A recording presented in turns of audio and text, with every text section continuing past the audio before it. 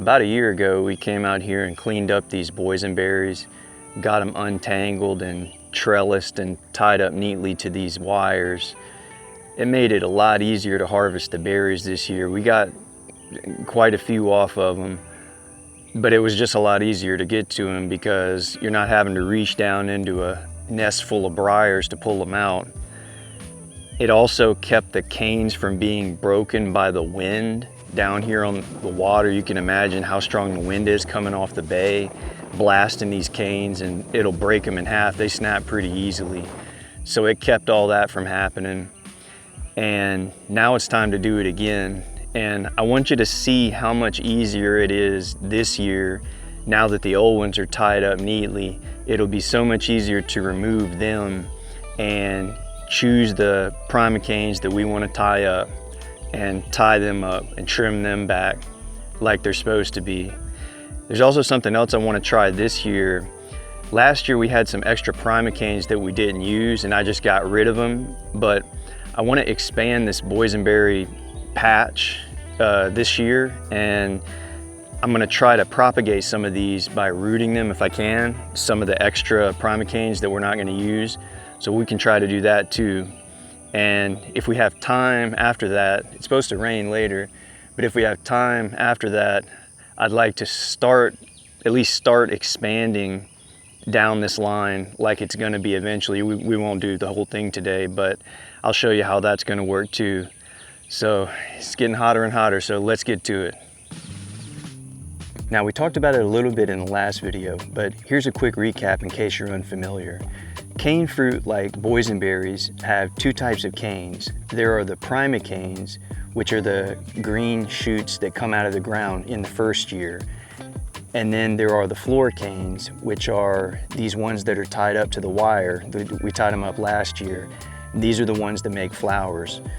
They're really the same cane. It's just, we call them primocanes in the first year when they first come out of the ground, and then we call them floricanes in the second year when they make flowers and then subsequently berries. So the first thing we need to do is cut all these old floricanes out. We're actually gonna cut them down at the ground and then remove them, get them completely out of here, cut them off of the trellises. And the only trick is to do it without damaging the primocanes, which should be a lot easier this year since they're not all tangled up like they were last year. So let's get started with that. Now, normally you wouldn't have this many primocanes coming out of one location, but full disclosure, this was my mother's boysenberry bed, and I kind of took it over from her. And she had planted a lot of plants in here in this small area. So it's a little bit more tangled up than it might otherwise be. When we do the expansion, you'll see more of a correct spacing or a workable spacing, let's say, but we can make it work. We just need to cut these old ones out. So let's see. I'm gonna start right here. You really shouldn't let the primocanes get this big before you do it, but the floricanes still had berries on them, so I couldn't really cut them down while they still had them, you know? Okay. We got it tied up here with this, I think it's 8mm plant tape. That doesn't biodegrade, so we need to make sure we try to get all that out of here. Because there's so many plants in here and there's so many extra primocanes, I've actually got them running almost opposite. What I mean is the plants that are planted here, the vines are going out there, and then the plants that are over here, the vines go that way, because they're just so long by the time I get to them that I can't feed them through there. It doesn't make a difference. I mean, they can cross each other on here, like you can see. Well, I already took it off now, but I had them crossing on this wire because they overlap. That's fine, that doesn't hurt anything. Once we get all these old ones out of here, we can more easily see which ones we want to save and which ones we want to try to propagate.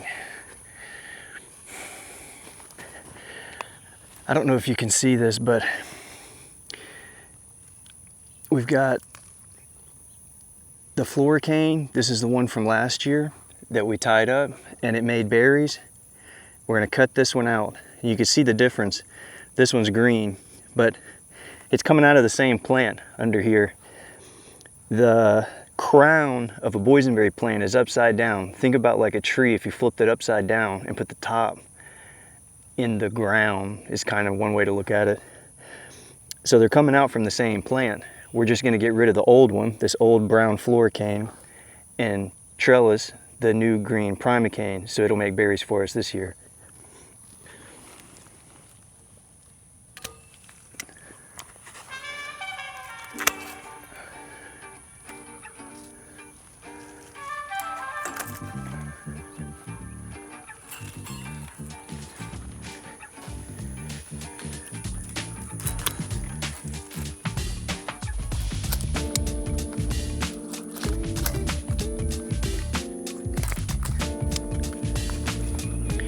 See, here's a boysenberry they got left. See why I didn't do this sooner? Didn't want to lose any berries. Now I gotta cut this one. Let's cut them off here first. It's a lot easier if you just cut them into little, somewhat little pieces, smaller pieces anyway. Instead of trying to drag some 8-foot long vine out of there. There's no reason to do that. We're getting rid of them anyway.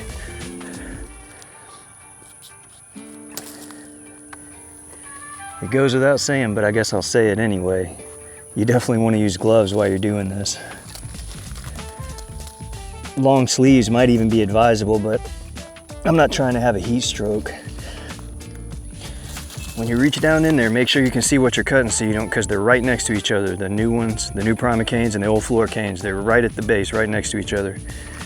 You don't want to cut two at once or cut the wrong one, you know? All right, I'm gonna get all the tape off these old floricanes and throw them in the woods and pick up the rest of the tape, and I'll be right back.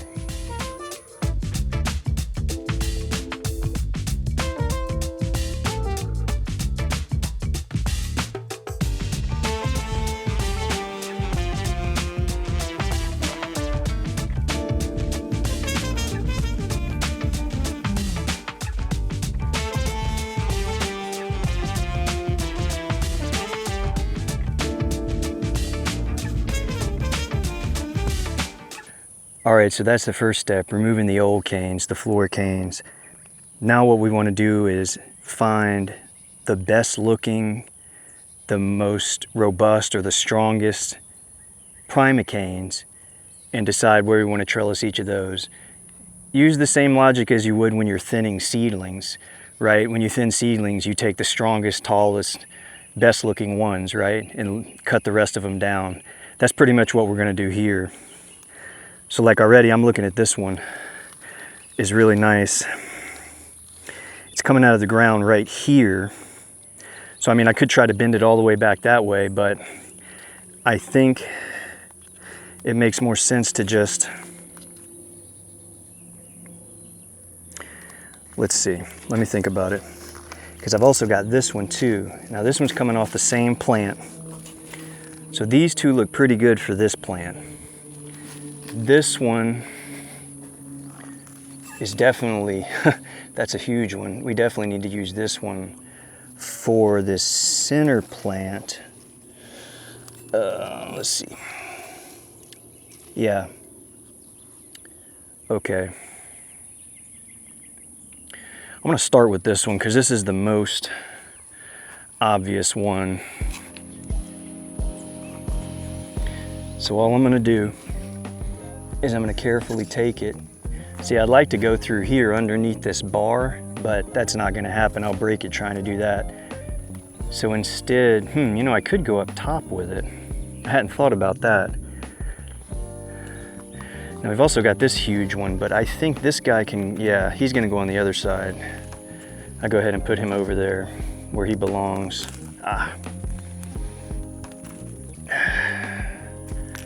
Let go. Jeez, I can't get him over there. Let me just tie him up first because he's being annoying. So I've got him tied right here. But make sure when you tie him up, you tie him all the way down to this tip. Because what'll happen is if you tie him right here, this is flopping around in the wind and it'll break. I mean, that's a good rule of thumb. Anytime you're trellising a plant, don't just tie it in one place. Tie it as many places as you can to reduce the force on that you're placing on a single point. Okay. Now that we got that one out of the way, see, we've also got this one. This one might be better for going, I think what I'm gonna do, let's go up top with this one, and that one will go under the wheel, or through the wheel, maybe I should say. So let's tie this one here first.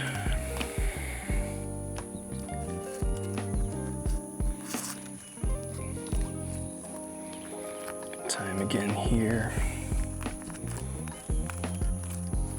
Okay. Does that make sense? Yeah, and I can also tie it here just to give it a little bit more stability, I think. Yeah, that'll hold it nicely. Okay. Let's put this one on the bottom through here. Like I said, they can cross each other. That doesn't matter at all,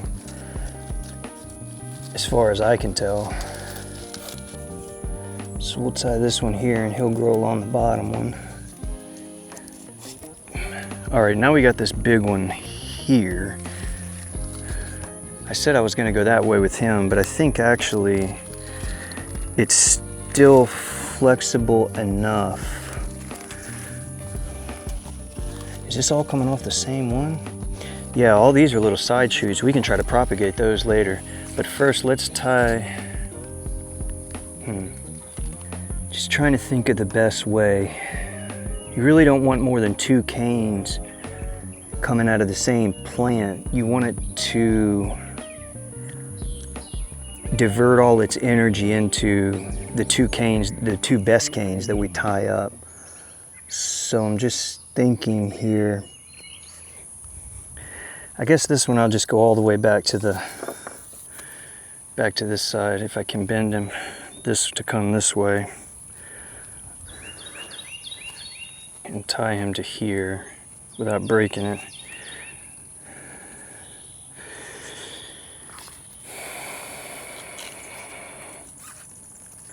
I guess that'll work. And he can grow that way. Okay. So many plants in here. There's just no reason to plant them this close together. So we really only need one of these. I guess that's the same plant. So let's use this one here. And he can go up top here. Yeah, that makes sense. We'll put this one up top here, going south on the top. Just like this. This one is so long already, I don't think I can get it through here without breaking it. So like I was saying, we need to kind of cross over to the south side and probably tie him like this. Because right now, that's the only plant coming out of that, I mean the only cane coming out of that plant, so we definitely want to have him tied up.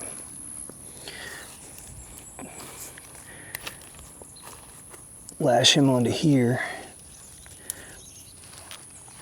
We need one for the other side.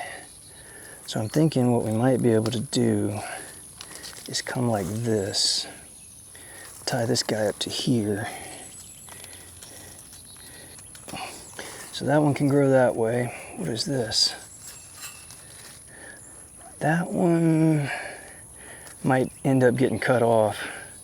So we got one already at the top. I don't know, I might leave this one as an extra in case one of those other ones doesn't do so well. I think that's what I'll do. We can always cut him off later if we don't need him. If we just tie him toward the top, right? Just tie him up here. And we'll see what we want to do with him later. He might end up not getting used. All right, we need one more down here at the bottom. And I'm thinking to use this one right here, if I can get it through without breaking it. That's the tricky part. Come on.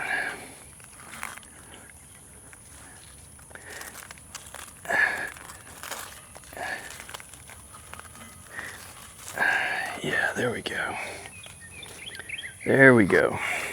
Okay. So if you tie this one to this, ow.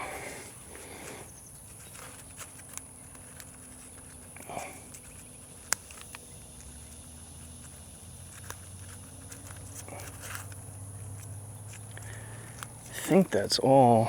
Let's put another piece of tape on that one though, just so he knows where he's supposed to go.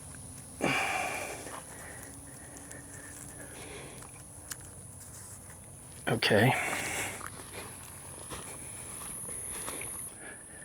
All right, I think we've got them all trellised up. We've selected the strongest canes that we want to keep and tied them up, going in different directions on different wires at 2 different heights. It still looks kind of crazy because there's a ton of side shoots and extra canes coming out of the ground that we're not going to use. And like I said, last year I threw them away, but this year I want to try rooting some of them. So I'm going to go get some soil and put it in pots, and let's see if we can root some of these this year.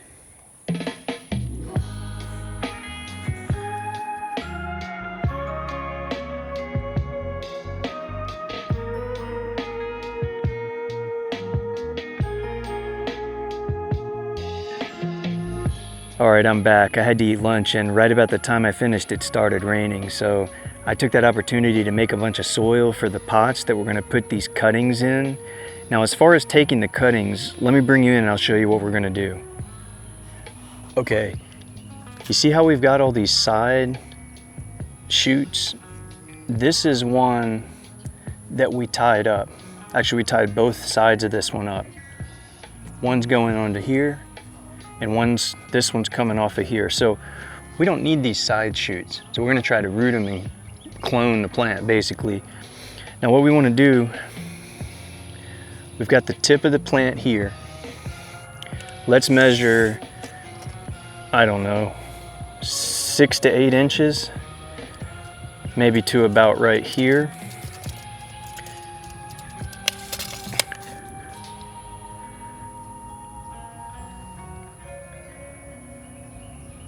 Cut it right there, under that leaf. So now we've got, I don't know if you can see that too well, but we've got, ow, don't stab me. We've got a couple of leaf nodes on the bottom and a couple on the top. We're eventually gonna cut these off. In fact, I guess I'll do it now. We can cut these leaves off here. The 2 bottom ones. And this is what's gonna go in the pot. And then these are gonna be on top. We actually probably cut another one off. We'll bury this part in the pot, right? And this part will be above ground, and this hopefully will take root. I'm sure you know how to make a cutting. Ow. So we're just going around and finding the ends of these that we don't really need. Cutting off about 8 inches.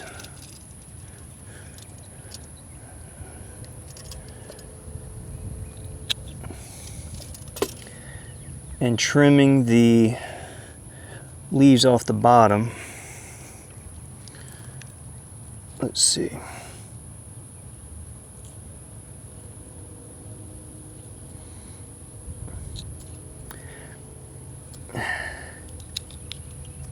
Okay.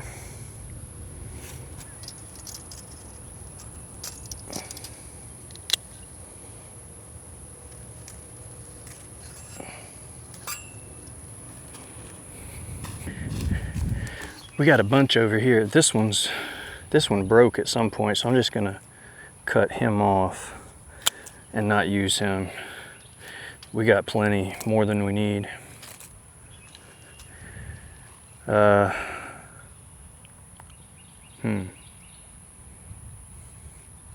go with this one.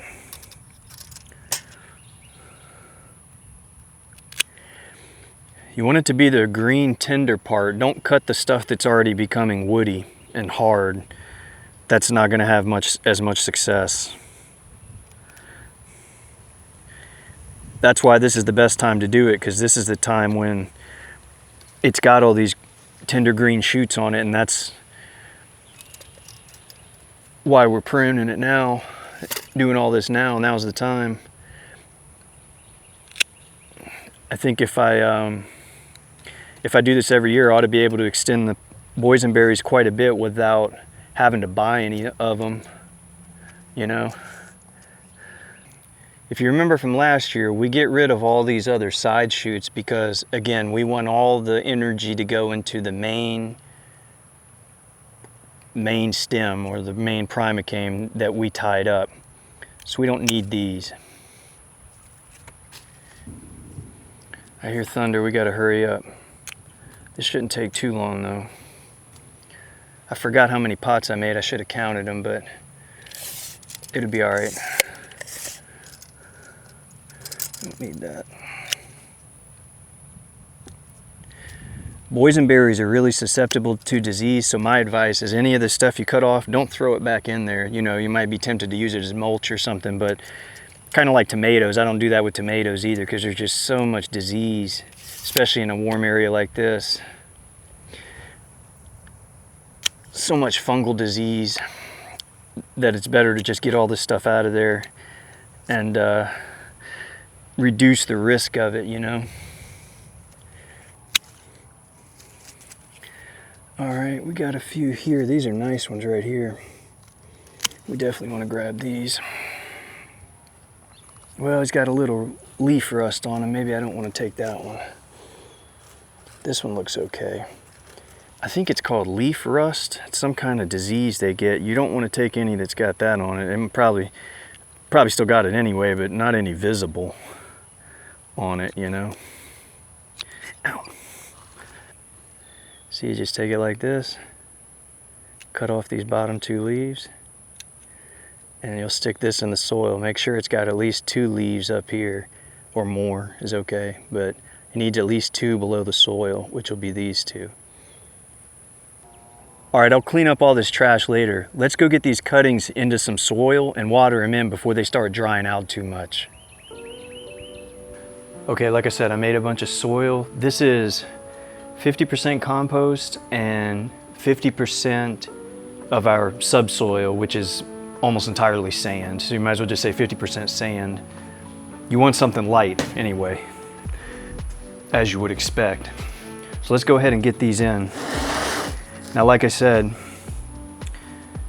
you want to put the at least two leaf nodes, the ones you cut off, into the soil.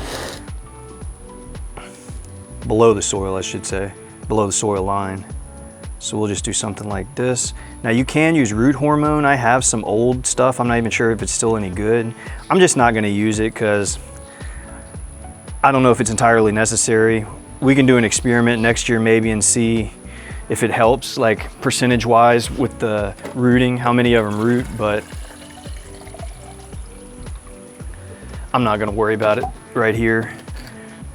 This would be a good test to see how many can root without it, you know, because you might not always have access to that. And I'm not entirely sure it's necessary anyway. Water them in real good. Okay. Be careful when you're untangling them. Try not to rip them up too much. Let's see.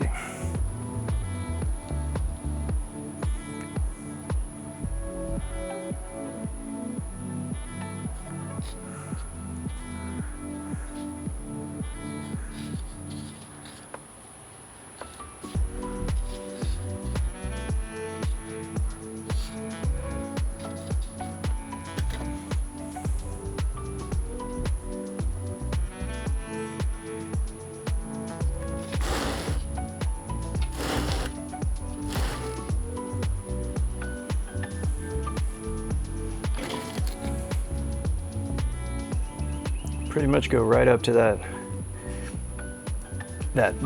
bottommost leaf that we left.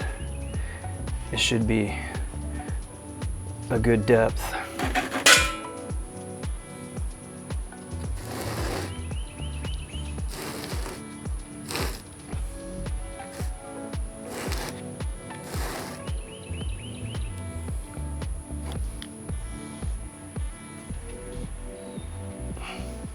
You could probably use smaller pots than this just to see if they'll root and then up pot them, but I mean, I have the pots, nothing's growing in them right now, and you know, every time you up pot them there's a little bit of stress, so I think I'll just put them in these, and if they don't grow I'll just plant something else in this soil, reuse it, you know. It's not a big deal. If you were limited on soil or limited on pots, larger pots though, you could probably put them in like little 4-inch containers or whatever first, just to see if they'll actually root. And then the ones that do root, you could up pot them. I'm sure most people probably do that. Kind of inspect them. I cut them in a hurry because I think it's about to rain again, but kind of inspect them as I put them in here, and if there's some that look iffy, like I said, if they've got that leaf rust on them already, just toss them. There's no point to try to grow something like that. I mean, they're gonna have leaf rust in them anyway. It's ubiquitous down here, it seems, but at least on our boysenberries. But I'd rather them not have it when they're trying to root, you know?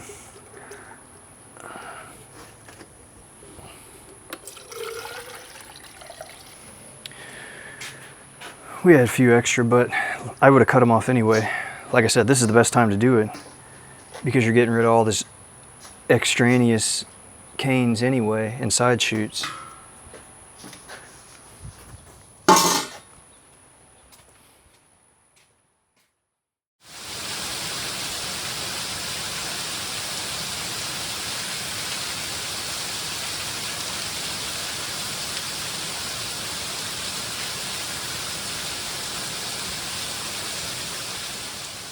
All right, we're back. It's the next day. We got rained out yesterday, but we're gonna finish it up now. So we've accomplished 2 of the 3 things we set out to do. We removed the old floricanes and trellised up the new primocanes. We took cuttings for hopefully propagating some plants for next year. I checked them this morning, they're doing pretty good. There's a couple iffy ones, but that's to be expected. Most of them look like they're gonna make it. And the final thing I wanna do is start expanding the row. I don't know how much we're gonna do right now, but I at least want to cut down the grass. I'm gonna scythe it a little bit just to knock it down, and then we'll mulch it heavily, and hopefully that'll start killing the grass so that when we come to actually plant some plants in it in the fall, the grass will be dead and we won't have to do so much digging, which takes a huge amount of energy. So let's get started with that.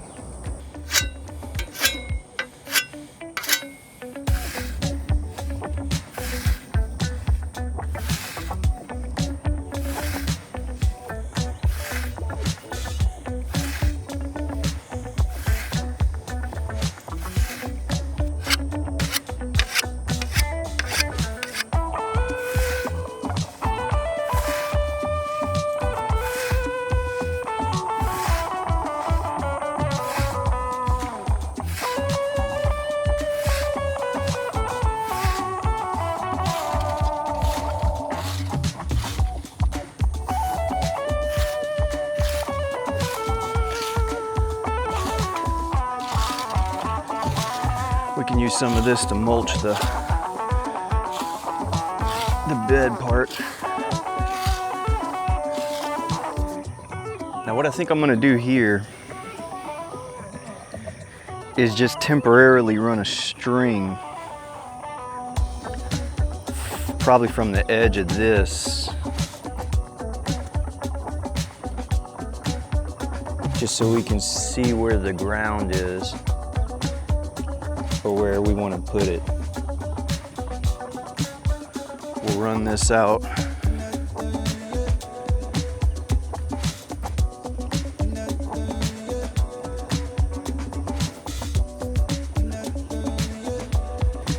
Maybe something like that. put a stake in here.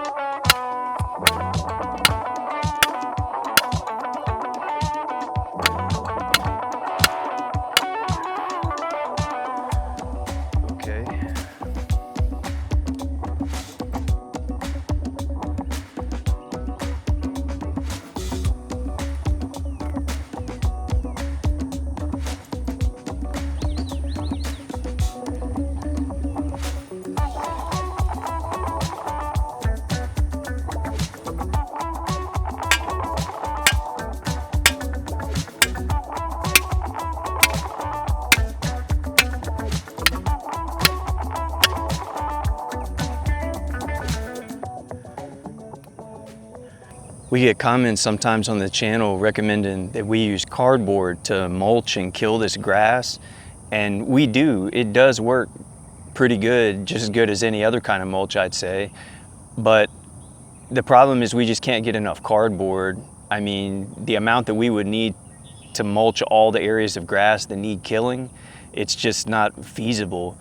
So we use it where we can, but in places like this where I would need a huge amount of it, what I've been doing instead is taking some of the dead marsh grass that washes up on high tides and tropical storms and stuff like that.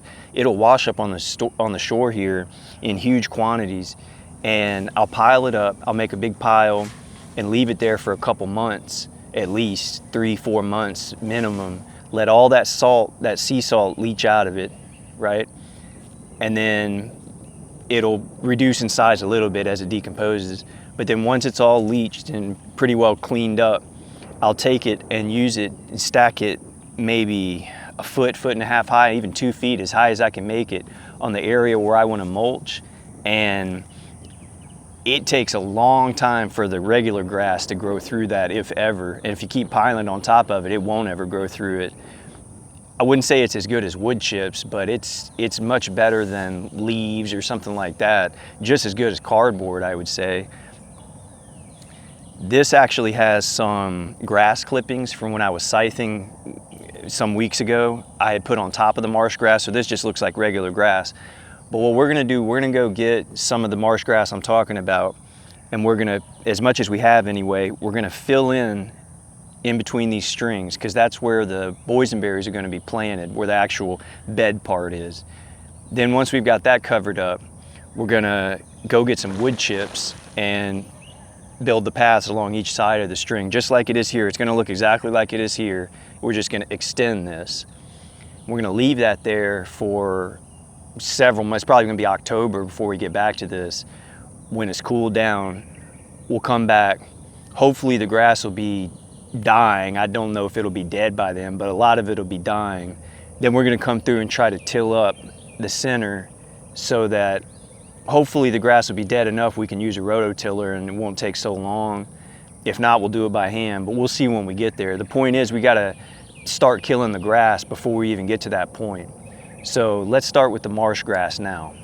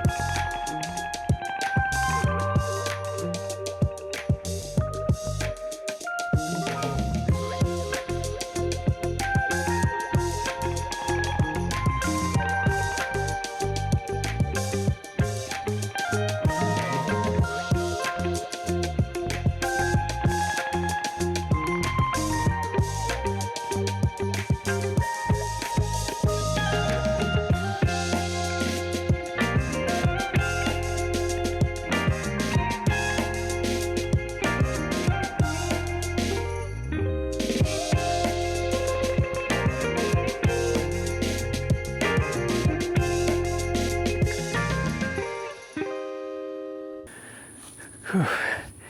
It's hotter than a one-legged man in an ass-kicking contest out here. But we got it done. A couple heat strokes later.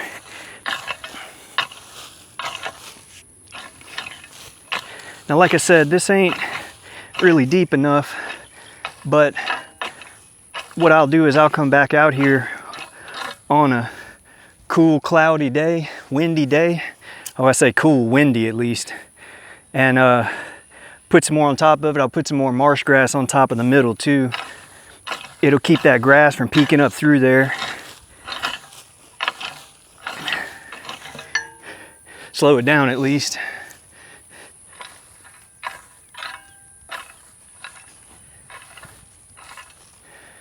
Yeah, I think that's pretty good. All right, mission accomplished. We got the bed extended. Now we'll let that grass die over the next few months. Hopefully some of our cuttings will root. We'll be able to take those once we till the ground up or dig the ground up underneath the marsh grass that we just laid down. We'll be able to plant our cuttings there and hopefully extend our boysenberry patch.